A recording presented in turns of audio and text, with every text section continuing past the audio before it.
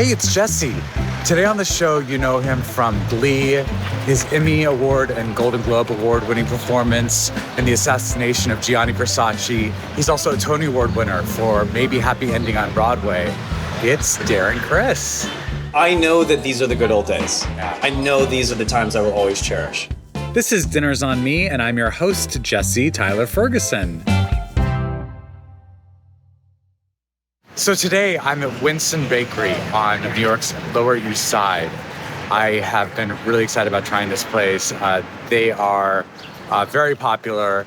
There's always lines outside the door waiting to try some of their Taiwanese American classics. I have heard tale of this BEC, bacon, Havarti cheese, and eggs smashed on a scallion pancake.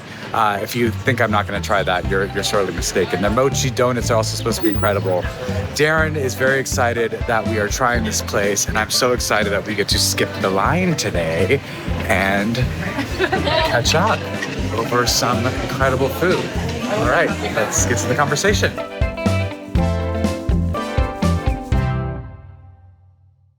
Hey man, this is so nice. I'm so glad you're doing this. I could just talk to you for hours. We do that anyway. Well, but we're I'm gonna do it glad anyway. You figured it out.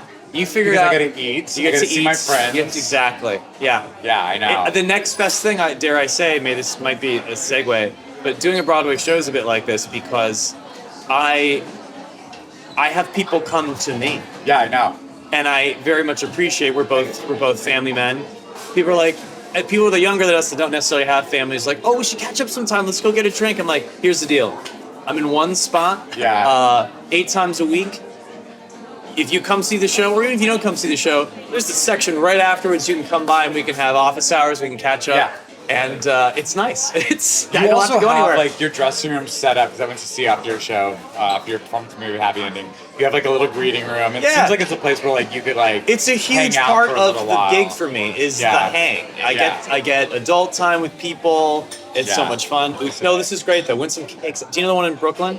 I haven't been to either one. Dude, I've never been to this one. When I heard we were coming here, I was so amped. It's fucking amazing. I'm so excited. This is the worst thing I could be eating the day of show, but we've got enough time. We have plenty of time. I've taken some stomach stuff. We should be all right. The acid reflux will. It's real, baby. by But I'm gonna then. eat some fried food, some spicy. It's I'm horrible. not singing, so like you gotta sing. I gotta say, doing a play is always nicer because you don't have to worry about that. So Yeah. tonight might be a little wobbly. I don't know if yeah. we timestamp this date, but if you see the show or saw the show this night, if you maybe see some things are a little warbly. the evening March pun intended. 27th performance, you're like, Darren sounded a little acidy. We it's can because of send this. your regards to Winsome. Yeah, exactly. And we'll decide if it was worth it. No, but when you were saying like people come to you, the last time I saw you was when I was in town last summer doing Shakespeare in the Park. You came by. You said, come by my apartment. Like I'll do bagels on Sunday. Yes, exactly. And I just like it's an open door policy. Yes. And you did. I did. And you're very sweet to take me up on that because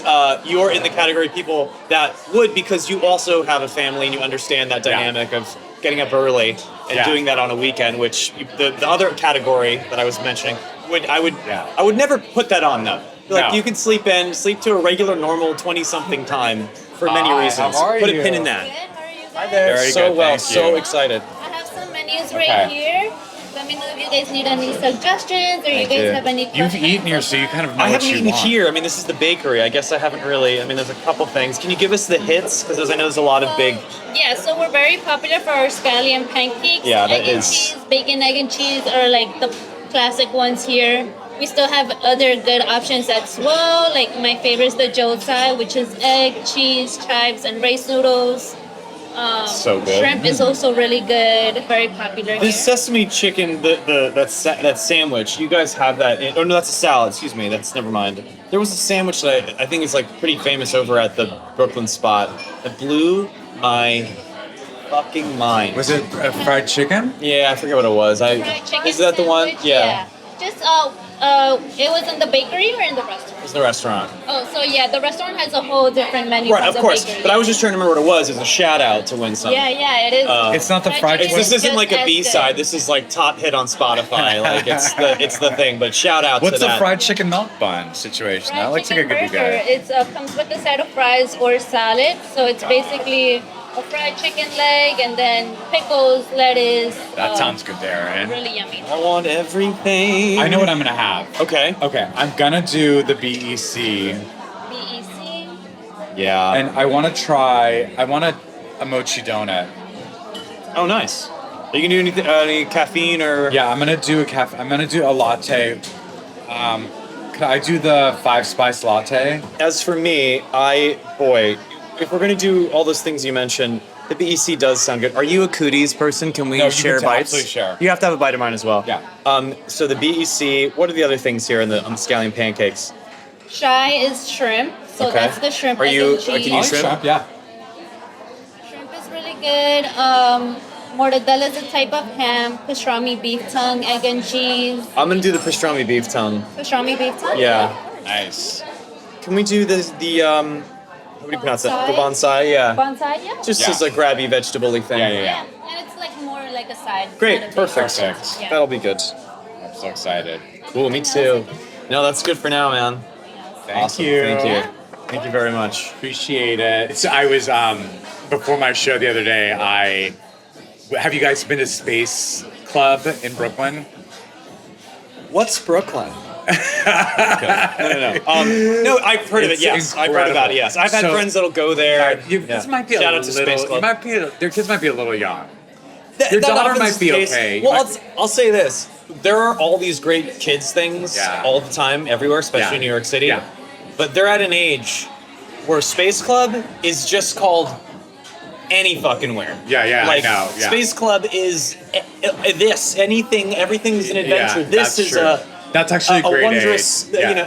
Everything is wonderful. You can just walk down the block and it's like a, exactly. So, I'm leaning into that as much as I can. I was, for- yeah, no, you should. Yeah. Because there's a point where they're like, we need more. Yeah. Curate the day Yeah, for us. yeah. But I went to Space Club with, What is Space Club? Space Club is like, it's an indoor playground, but it's Yeah. like done Great fun. like It's cold. with what feels like very thoughtful artists like put their thought into this. It's like, it's just, I mean, I was like blown away when I went in. I was like, oh, I'm down to like hang out Yeah. here. Like the slides that go into like, these foam pits are Oh, yeah. like more incredible than anything Lot I of ever cool would have play imagined. spaces in There's New like, magnetile walls and like places where you can create beaded necklaces. And anyway, my son was like, I need to go potty. So I'm taking him to the bathroom. Who walks out? But Daniel Radcliffe and his son. And course. we're like, I haven't seen him in a while. Like we're like saying hello, but also like dealing with our children needing to use the restroom. It's a lousy time But to run into friends. it 'cause is, It's not because you are excited, but you're like Yes, yeah. Yeah. But it's definitely the place you. where like cute. Thank it's you. funny to like watch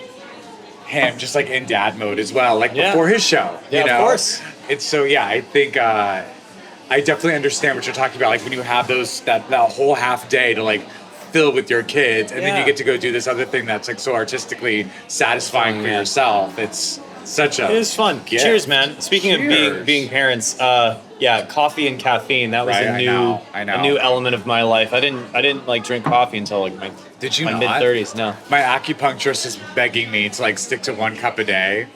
Oh wow. Yeah. And I'm like, I don't Your know. acupuncturist is My begging you to. acupuncturist. God, if there was a transcript of this, I didn't know who you were. I'd be like, "Who's this asshole?" You have to go to Space Club. Oh, my acupuncturist Yes, I is telling me know. I have to have 1 cup a day.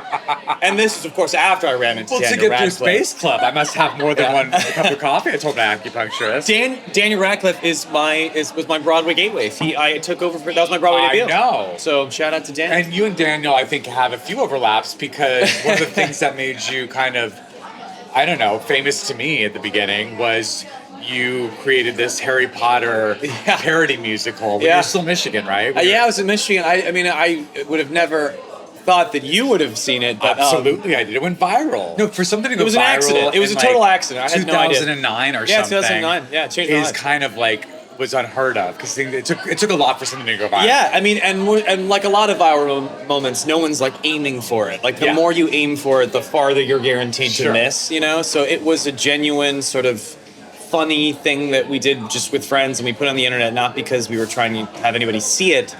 It was just a way to share it with other people that were in the show. Right. And so, it was pretty incredible to watch, these kids and college, and I knew I have so many friends who went to the Michigan, of course, a lot of our friends. So many friends. But some little footnote for musical theater nerds that might be watching this. I'm very proud of the fact that I was not a musical theater major. I don't think I knew that, actually. Yeah, it's not. What were you there for? Oh, just the regular. They need to not call it straight theater. Oh, but no singing. No sing. Can you believe it? But you've always Acting been a major. singer. If you had told me in college that I would be doing a musical on Broadway, I would have been like, "You're fucking high." There's no way. Me? I'm dead serious.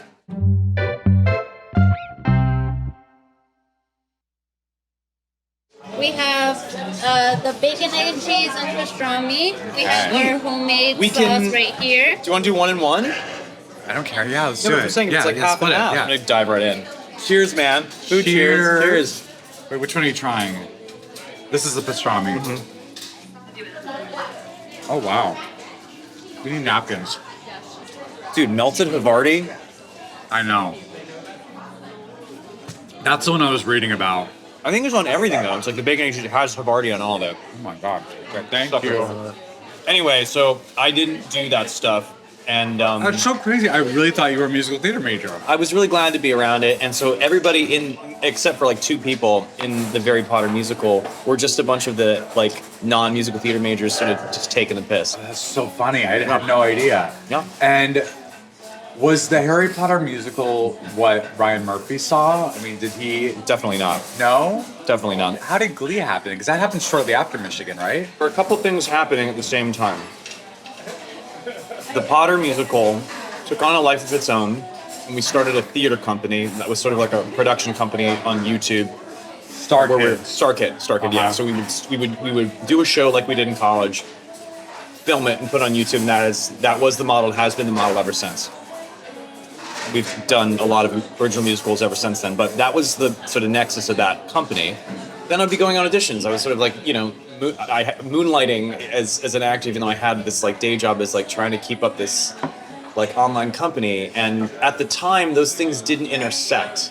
Like, it's not like people in casting or the big suits gave a shit about any online traction equity. They didn't, not yet at least. Right. So, it was funny because I had this thing that seemed really, like it had traction, right? Like, oh, I guess I'm gonna, fuck trying to be an actor. I'm gonna write. I'm gonna write music, right, and create comedic content. Because you wrote the music for the music, the Harry Potter. Yeah. So I was auditioning like anything else. There was a Glee casting thing they were doing, send in a video, and I forget what the thing was. It was on MySpace. I don't know what it was, but I remember I had an agent. MySpace? Yeah. Seriously. I remember. Oh my God. This was like dating it. I remember my agent was like, "You should do something for Glee," because Glee at the time was like big. It had already been on. It had already been on, yeah. And by the time it had been on, I had auditioned for it several times. I went out for the pilot in my junior year of college before I even did the very pilot. So technically, I'm going all over the place. I had never auditioned for like a TV show before.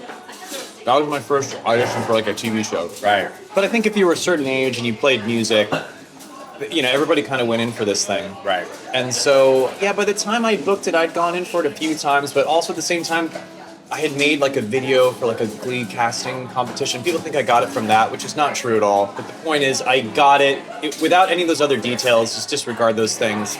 How I got it was I had an audition, I went in, and I guess I booked it. But I had already gone in for it maybe 2 or 3 times officially with the casting director. And I remember for that part, at the time, Glee was white hot. It was second season.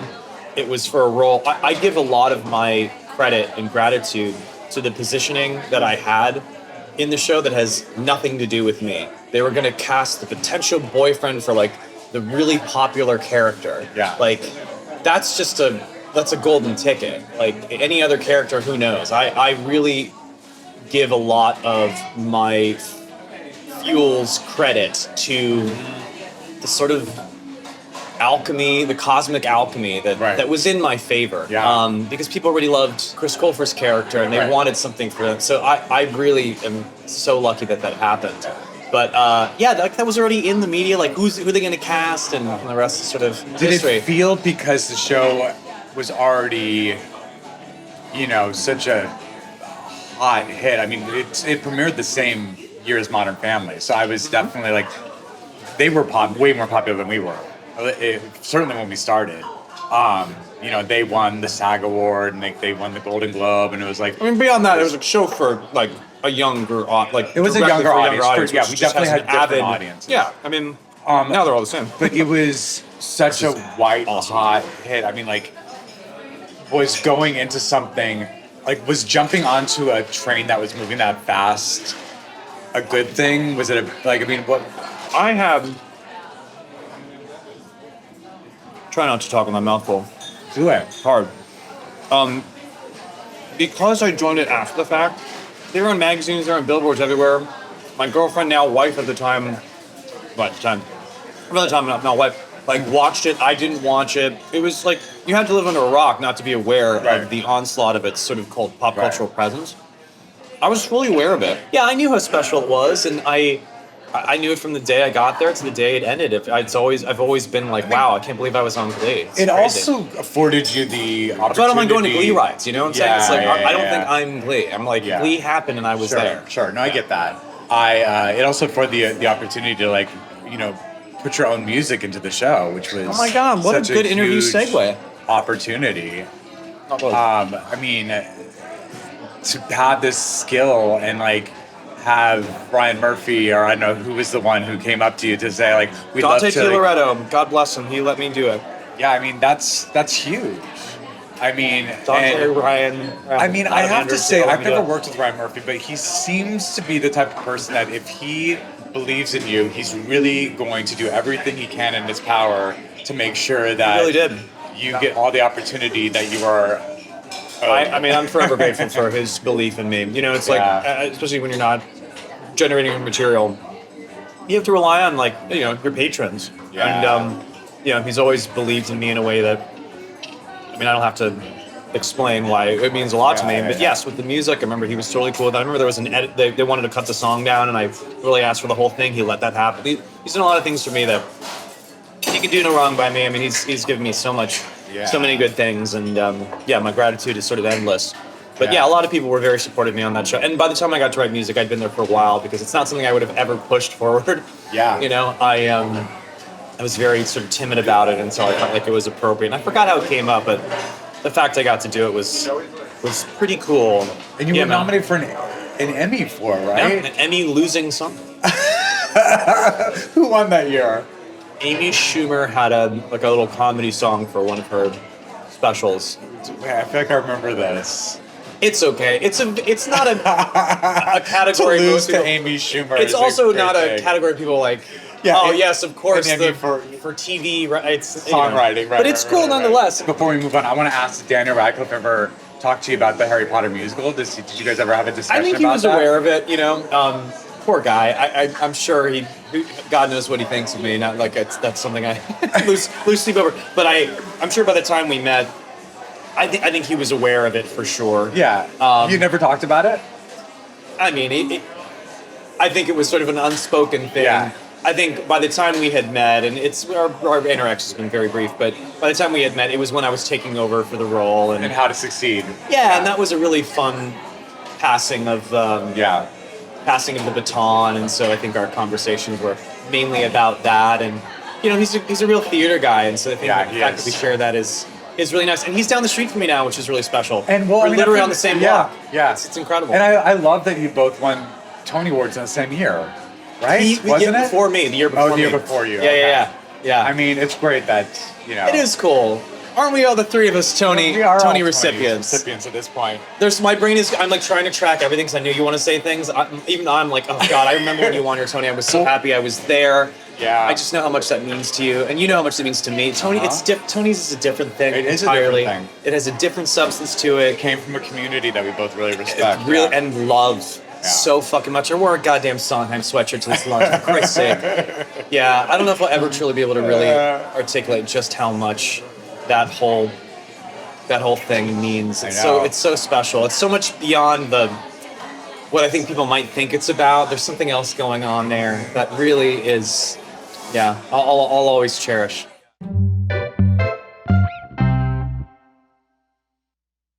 to win a Tony Award for something that you have been working so closely on and producing and believing in.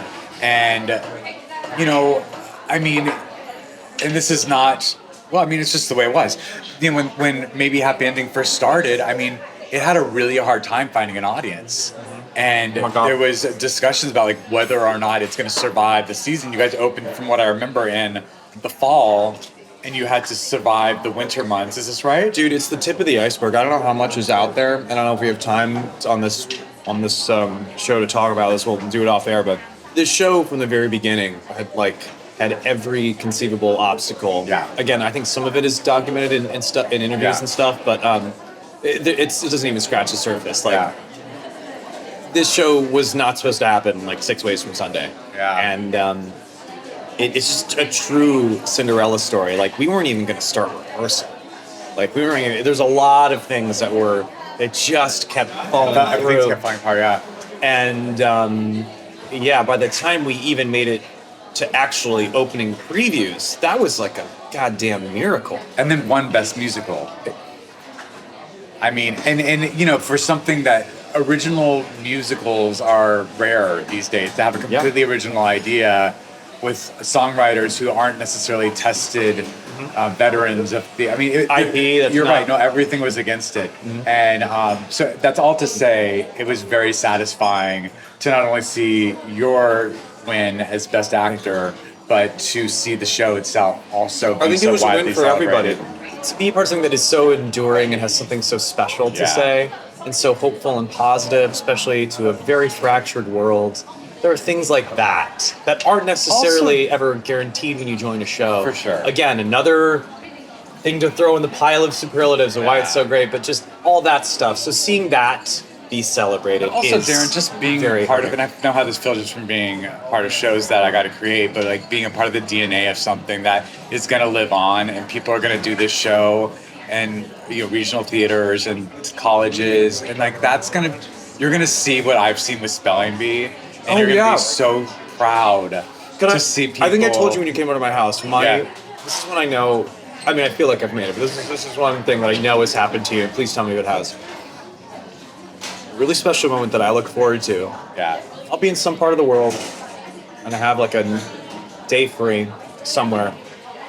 And someone will come up to me and be like, "Oh, Mr. Criss, we're actually doing a production of maybe Happy Ending at the whatever Playhouse. Yeah. Would you come?" And I'll go, "Of course, I'd love to." Yeah. And I get to go sit and watch it, and it's a terrible production. And they give it the old college try. Yes. They're really giving it their best. Big swings. Just kind of miss the mark here and there. But the heart is there. Yeah. And then I'll go, I did it. And here's why. You can see mishandled productions of great shows. Yeah. Fiddler, West Side Story. I mean, these are these are incredible works of art that, Castle, whatever, for whatever reason, it just misses the I've been mark. a part of many of these misfires, And you're the reason why. But those productions, that can happen, but it can only happen when the project itself has become so culturally ubiquitous that people do it all the time. So you have to cross a certain threshold. Right. I'm sure you've seen productions of Spelling Bee where you're like, oh my God, I can't believe other people are doing their version of it. I mean, Maybe they know I'm in the audience and they're doing their... I cry every time. I will, even if it's not good. Yeah. Listen, I'll find the good in everything. What is good? Exactly. As do I. It's a curse. Yeah. So I mean, I will find the good in everything. But even if it's not the most successful production, I still am so incredibly moved by the fact that I was so I'm moved. part of that. I saw you guys at the anniversary. I love that production. And I mean, I love that performance. And I was already emotional on your behalf because I know it's an emotional thing for you. I've already said, while we're going down into more musical theater references, is that so I saw Topol do Tevye in his 80s, and he did it Costa Mesa Playhouse, and at that point, obviously a man of his age is too old to be having 5 daughters in a shtetl, whatever part of the century it is. But you're still hell yeah, I get to see Topol do this role, and you're really applauding this man's legacy and his work.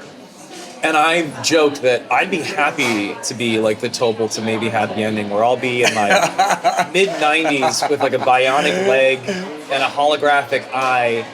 And unlike Tevye, canonically it'll make sense because it'll be like, wow, this helperbot is really outdated. That's right. He's so old. He shouldn't be doing this. But you go, oh, it's sweet that it's sweet that he's still here. That's really funny. And I'd be happy to do that. I'm going to be in and out of the show the rest of my life. I really love being a part of this show. I love doing it. It just simply does not get old. Yeah. It knows no time. I love it so much. I'm so glad you still are so in love with it. I really am. I can't believe I'm leaving in 8 weeks. Forever? No, I mean, I'm in my mind. I mean, I'm leaving this chapter. Right. But I don't think it's any, like, I'm going to be part of it. Right. You know, if it goes anywhere, you know, anniversaries, whatever, like, Right. I'm never fully going to ever No, leave that for sure, show. you'll It's always a be huge connected part to of my it. life, yeah. Oh my God, Darren, that's the end of a huge chapter. It is. Wow. But the show, back to the superlative list, is about that. Yeah. The show is about the transience of beautiful things. So in many ways, I've said goodbye to it every day. Yeah. Every time I've done it, every time I've said hello to it. So it's like built into the very programming Yeah. of the nostalgia I already have for the show. It's Yeah. like, it's unbelievable. What a I blessing just it's cannot been. believe that I got to do it. It's the kind of thing that people like used to be like, well, what's your dream thing on Broadway? I used to say Hedwig. I got to do it. You got to do it, So yeah. check. And like, what's your dream? I don't know. I feel like I can't even imagine. Like, I don't know what I don't know. This That's right. is, and will forever be. It's always that. beautiful when you're living the thing that you're like, oh, this is my dream. Yeah. And it's, Yeah. Oh, you I need to know that it. That's what it would be. I know it. I know that these are the good old days. Yeah. I know these are the times I will always cherish. The show kind of talks about this, but I kind of have this duality relationship with great moments at all times, which is like I'm always really happy and grateful. But of course, I'm really sad because I know that it's passing. But that forever sort of like negative and positive electron spinning around every moment, like keeps me here and very happy to be there. And that when it's over, I'm not like bereft. Yeah. Oh no, I never did. It's like, no, I was fucking there. I was there. I lapped it up. I ate all the scallion pancakes I could. You know? So I'm getting misty talking about it. It's been such a great ride. Yeah. I'm really proud of you. 8 weeks, guys. Come 8 get it while it's weeks. hot. So I was going to tell you this story, this name droppy story. You already know this. You can do regular name stories too. No, this one's so I don't good though. No, I don't have any. I don't have any. I know there's a famous person in every single one of my anecdotes. We were at Chrissy Teigen and John Legend's Super Bowl party. You know where this is going. I do know where this is going. I walk in. You aren't there yet. Adele's there. Adele was there. I'm losing my mind. She's like my number one. By herself. She's my number one. Having a panic attack. Justin's like, you have to go say hi to her. I was like, I will. Just give me a second. I have to like visit the margarita station first, have a few margaritas. Finally go over. Because there's a margarita station. Yeah. She goes over. She's lovely. Adele's lovely. She says hello to me first. I basically have to break the ice by saying, look, I'm going to be really normal with you, but first I just have to let you know how much I adore you, and I just think you're so great.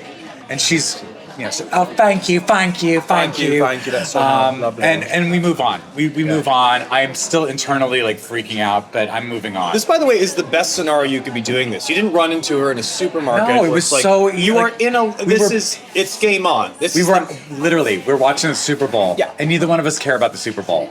We're just like kind of like sitting there like enjoying the social aspect of it all. So I'm like getting in with her. We're talking about real stuff. We're discussing things that are happening. I'm asking her obviously about like when's new music coming out, and she's like talking to me a little bit about that. I'm having a wonderful moment with her. You walk in. Oh no. She sees you from across the room, and she goes, "Oh my God, my favorite actor just walked in." Oh, And you I did was- tell me this. And I was like, "Oh," I was like, "I know him," and I was like, "I can introduce you." But there's also a piece of me that was like, I was like, Well, I like you didn't say anything about me like being on a show that she liked already. I don't even know she knew I was on. I think you all these compliments. You're supposed to give me compliments. At least one, but you were her number one. Oh, that's insane. It was during Gianni Versace. She was like, "Have you seen him in Gianni Versace?" I was like, "Yes, of course." Oh my God, freaking genius! I can't believe I forgot this part of the story. This is the best part of the story. I keyed in too much into you and your husband being so excited about it. I forgot the part where I got exalted by the one and only Adele. I had the great pleasure of introducing Adele to her favorite actor, you. At the time, I'm sure it was fleeting. That's fucking insane. She was so excited. Wow. And Justin and I laughed about that so hard. We're like, oh my God, it was so funny. Because I was tap dancing, just like, love me, love me, love me, love me, love me, love me, let me be your favorite person. And then you walk in, she's like, oh, that's my favorite person. She's lovely. Do you want any of this donut? Of course I do. Of course I do. Thank you. People say don't chase your heroes, and I say track them down. Mm-hmm. Actually, but track them down not by being creepy. Do everything within your power to educate, cultivate, empower, and collect as many things as you can on the quest that can put you like in the room with that person where you can be there for the same reason. Yeah. That's the chase to me. Like I look at those people that we've gotten to meet, all the people in theater, singers, whatever, that we just love. Like it didn't happen by accident, man. We didn't like fall ass backwards to do a thing. Like yes, we've been fortunate, but it's like we studied this thing. Like we did work hard, and there was a lot of legwork, a lot of asinine emails, a lot of things that we had to do to get to a certain thing. Without blowing ourselves too much up, there's a part of me that goes like, when I get to meet these people, I get excited, but I'm also very proud that like we've beaten enough levels to like have gotten to this boss, you know? So I know you must have had, speaking of the man who's on your shirt, you must have had interaction with Sondheim. Oh my god! Do you have like an anecdote that's your favorite? It's one of the greatest, like the greatest meetings of my life. President Obama. Sorry, now I'm name dropping. President Obama. This is good. Kermit the Frog. Stephen Sondheim. Yeah, in no particular order. They all exist in the same plane to me. American icons. Kermit, Obama, and Sondheim. Major figures of culture. And Sondheim and I got to do they did this documentary, HBO. Yeah. James Lapine did a thing called 6 by Sondheim. And it just took 6 of his songs, and had different people perform them in sort of alternative ways. And they used those to weave sort of a mini, it's kind of like a bio on Sondheim. Yeah, like a little documentary about him. Yeah. And one of the 6 was Opening Doors from Merrily. We roll along. And you did it with America Ferrera. Yes, it was so cool. It was America Ferrera, Jeremy Jordan, and the Rossness. And it was another Daniel Radcliffe overlap for you. Yeah. Oh my God! Going on exactly. To do that on Broadway, And, so what was amazing about this interaction is that I wasn't meeting Sondheim as a like. Well, I'm screwing up the story. Sondheim was in it. Yeah. He was in this thing that we shot. That's right. He played the Jason Alexander. He played the producer. The producer guy. Pitching for. That's so the power dynamic was that of like actors knocking around set, not like I'm in your thing and you're the creator, of which he's had to deal with a lot of actors in his career. It was like crafty donuts. Talking shit, cracking jokes. Yeah. So that was he was on the call sheet as an actor. Yeah. Exactly. Yeah. And so a lot of the hours of like waiting for lights to change was just us shooting the shit. So it gotten to the point where there's like bits and callbacks. Like I forget what it was, but like one of the most proud moments of my life was like I made him laugh. Like genuinely a couple times. Maybe he's being polite, he was a very good actor, but like the dude is insanely witty. And something that was really cool, because he was in his early 80s at that point. Yeah. I mean, it's one thing to perform for Sondheim, but you're on a very, very short list of people who actually got to perform with him. Yeah. Mm-hmm. And that's astonishing. Wild. I do have a memory from that party it does come up every now and then. I remember leaving early. and Mia needed to leave early for whatever reasons. Like, I'm not going to throw her under the bus. We had to go. And I remember going, if I just stayed a little bit longer, I wonder, because I remember just kept eyeing the piano. And I'm seeing John Legend, I see Adele. Because you know me, I'm a sing-along girly. It's like, let's go. Oh, yeah. I was like, I could turn this shit around like so fast. Can you imagine? Just one of those, game over, game on. I think it would have happened. And there's another universe, an alternate dimension where I stuck around and we did that. Next time we're at John and Chrissy's house. Next time we're at John and Chrissy's house with Adele there. That you were at the piano. We had to go, but I kept going like that could have been a moment. But I'll start it with you.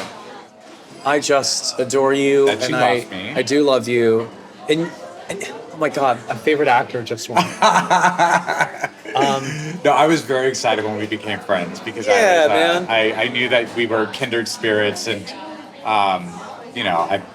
we're theater chums, we're theater man. kids. Can you imagine we did a show together? I don't know what that would be like. Someday. That would be fun. Okay. Thanks, man. I love you, buddy. This episode of Dinner's on Me was recorded at Winston Bakery in the East Village in Manhattan. Next week on Dinner's on Me, you know him from scene-stealing roles in shows like Somebody Somewhere and Pluribus, and appearances across comedy favorites like 30 Rock and Broad City. It's Jeff Hiller. We'll get into the role that made him a breakout fan favorite, how years in the New York comedy scene shaped his career, and why his journey to this moment is anything but typical.